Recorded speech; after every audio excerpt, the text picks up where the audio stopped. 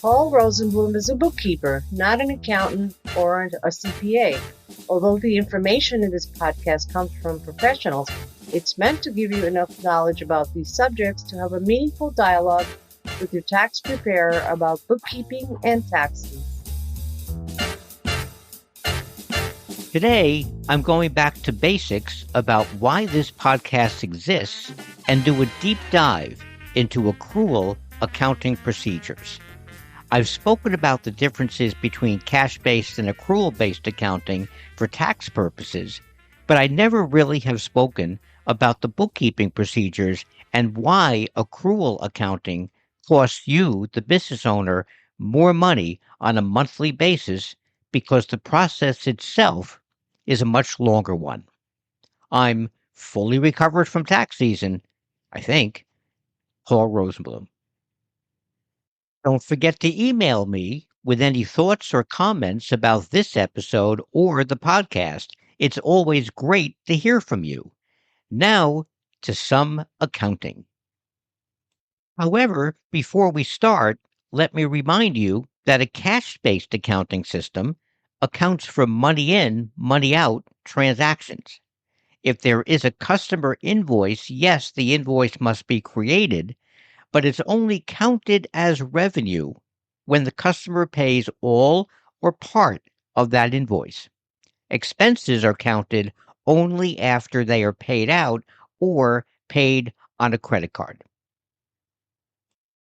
In theory, and where I am in New York City, the bookkeeper can enter all transactions from the bank or credit card statements and categorize them appropriately, although having some questions for the business owner at the end of each month.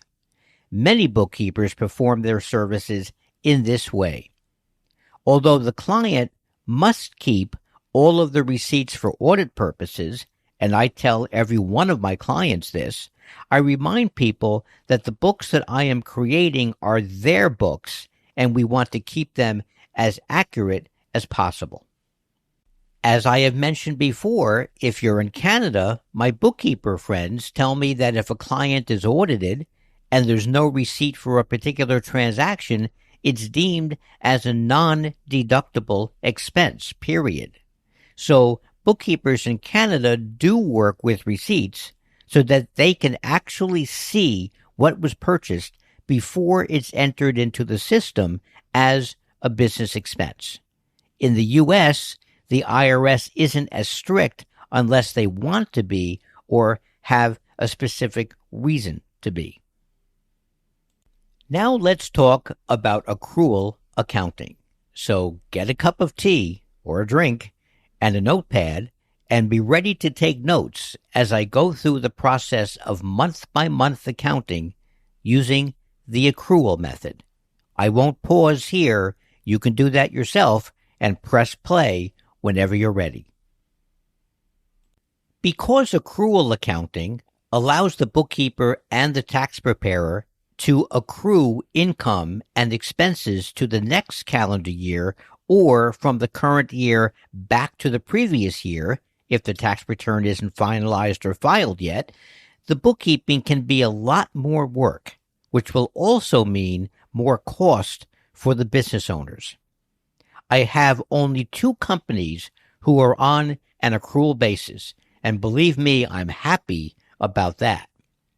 Although a bookkeeper can put together the books all year on a cash basis and then at the end of the year make all of the accrual adjustments for tax purposes, we are going to talk about in this episode the monthly accruals, which is really the correct way of doing accrual accounting.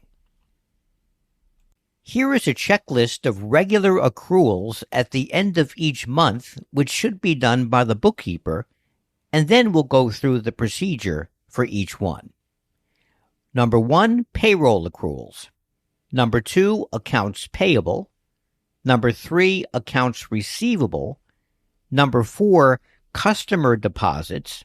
Number 5, prepaid expenses, also on a cash basis. And number 6, credit card payables, meaning incoming credit cards. Let's go into each of these with much more detail. Payroll accruals. If the payroll are all direct deposits into employees' bank accounts, there should be no accruals because the direct deposits are deducted from the business bank account at the time they are created, not actually when the employee receives it, which could be 1 to 2 days later. However, and I run into this with my accrual-based clients, if there are any paper payroll checks and any of those checks were not cashed in the same month as they were issued, then they have to be accrued. If, for one example, a paper check was issued on August 27th, but as of August 31st, that payroll check was not yet cashed by the employee, then in accrual accounting, that would be considered a payroll payable liability on the balance sheet. An adjusting entry should be made crediting payroll payable and debiting a payroll expense for the month of August, since it is considered an expense for that current month, keeping in mind to reference the check number and employee in the memo of the adjusting entry. When the check is cashed and deducted from the bank account, then the payroll payable would be adjusted as a debit, and the credit would be to the bank account to deduct from the bank account balance and allow the bank to be reconciled by the bookkeeper. The bookkeeper could make one journal entry for all paper paychecks that have not yet been cashed at the end of that current month, or separate entries for each check and memo the check number in the adjusting entry. You can probably guess which option I like. Yes, separate entries for each payroll check if feasible. Accounts payable. Each incoming bill that comes in must be entered as a bill in the accounting system. This would internally debit the expense or whatever account it should be connected to, such as a fixed asset or a liability other than accounts payable, and credit the accounts payable account. This way, the expense shows up in the current month.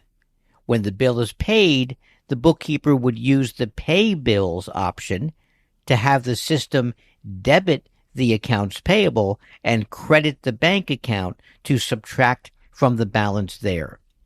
The tricky part here is that the bill payment would be a manual entry by the bookkeeper, and when the download comes in from the bank, it should match up to the manual entry. But be careful, as a bookkeeper, not to have a double entry input. So be careful when reconciling the bank account every month.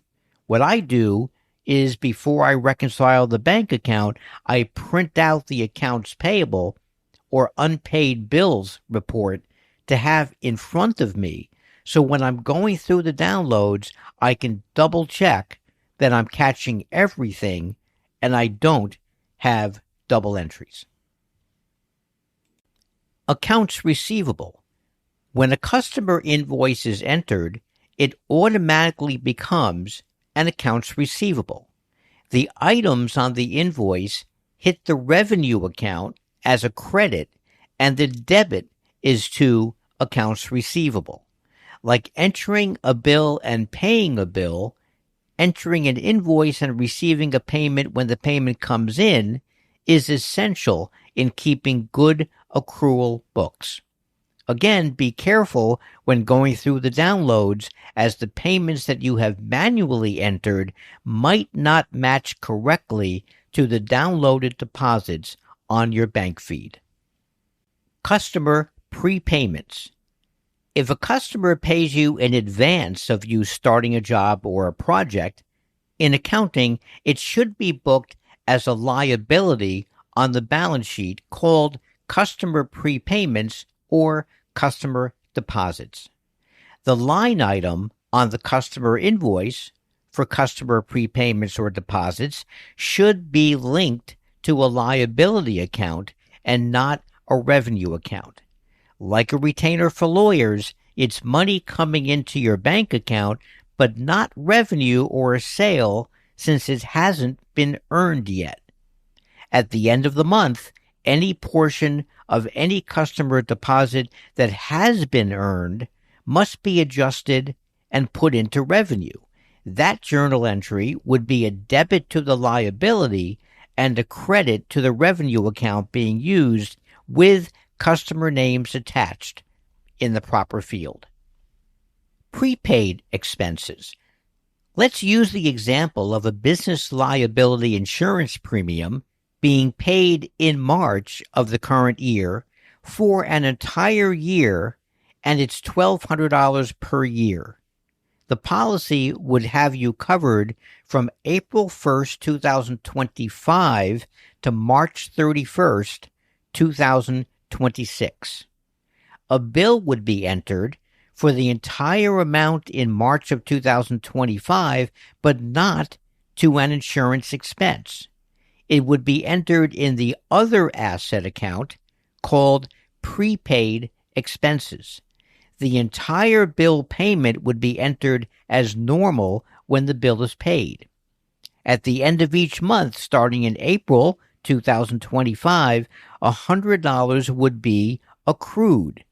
The entry would be credited to the prepaid expenses, which is an asset, and debited to the insurance expense account.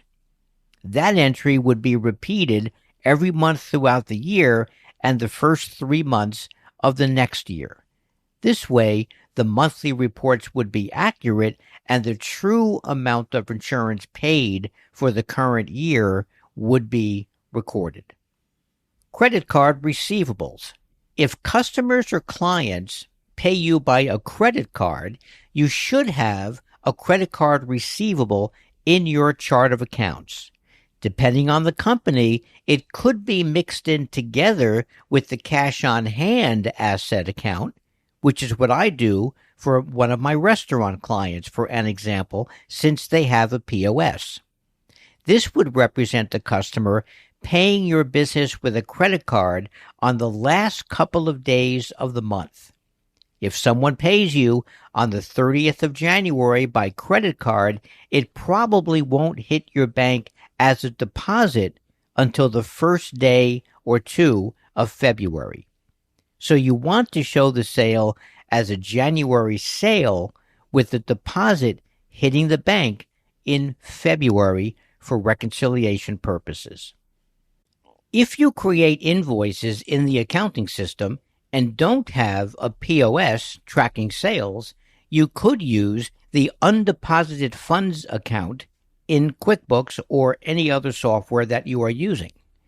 If the invoice is dated January 30th and the customer pays you with a credit card on January 31st, but the funds get deposited into your bank account on February 1st, those funds can sit in undeposited funds, so it counts as a collected, paid sale, and then the bookkeeper can go in and make the deposit on the date that it shows up in the bank account. You can also use an account called credit card receivable, which is an asset account, if you want to separate cash and checks, Venmo, PayPal, and Zelle payments from credit card payments. Also, don't forget to count Venmo and PayPal funds coming in, even if you haven't transferred those funds to your bank account. They are still sales. With all of that said, one of the biggest challenges since COVID started back in 2020 is that bookkeepers are working much more remotely now than they or we used to. So an internal system has to be designed for each client as to how the bookkeeper is going to get the unpaid bills to enter them into the system and how the bookkeeper is going to get those same bills back after they are paid. I have some clients using Dropbox, others use Google Drive, and others still using email. Still others want to use text, but I put my foot down there. Whatever works for the personality of the client and the business.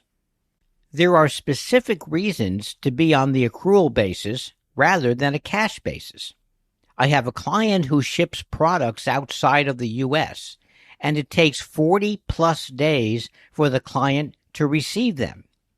The IRS says that an invoice is valid only after a shipped item is received by the purchaser.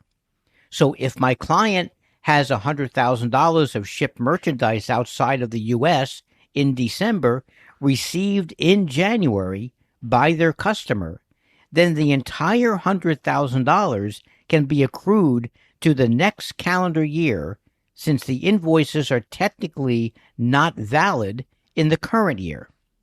If you have a large job that you finished in the current year, but the client said that they will pay you in January of the next year with a wire transaction to be deposited into your bank account in January, then when you receive that wire, you can accrue that value back to the previous year so that you can close that job with revenue and the accounts receivable on that revenue in the same calendar year. Or you can take that large project that you did in December of 2025 and accrue it to 2026 since you got paid in 2026. Some of that is based on the profit that you currently show in the books during the current year. At the end of the year, it's very important to make sure that your accounts receivable and payable accounts are accurate, since those numbers will be used in your accrual accounting tax return. And you business owners wonder why it costs so much more money for your bookkeeper to do accrual accounting rather than cash-based accounting. Remember, keep receipts for everything, even though you might not provide your bookkeeper with them.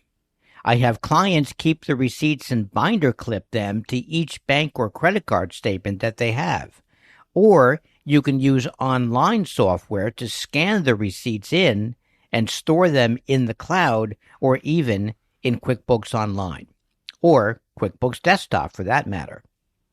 Let me know if you want more episodes like this as a bookkeeper or a business owner. Email me at bookkeepermensch@gmail.com or text message me here. The links are below. Now, go resume your day and digest all of this information. I have given myself a giant headache talking about accrual accounting for all of this time. I'm going to do bookkeeping on a simple cash-based company. Happy accounting and bookkeeping. I'm Paul Rosenblum.